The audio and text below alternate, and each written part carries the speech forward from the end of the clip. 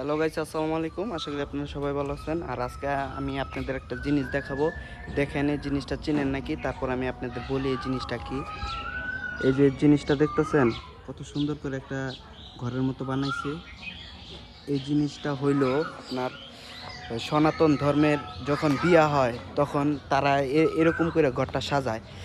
সাজানোর পর তারা এই ঘরটার মধ্যে তারা বিবাহ করে। আর আমরা এখন আছি, আমরা এই আপনাদের হিন্দুদের পাড়ায় ধরতে গেলে এটা পুরাটাই হিন্দুদের পাড়া। এই পাড়ার নাম হলো ঠাকুরবাড়ি।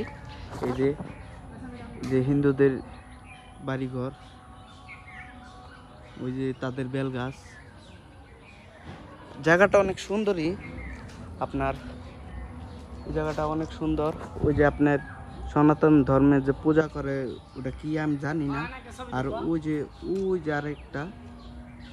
আর আমরা আসছি এখানে আমার বোনের বাসায় এখানেই আপনার।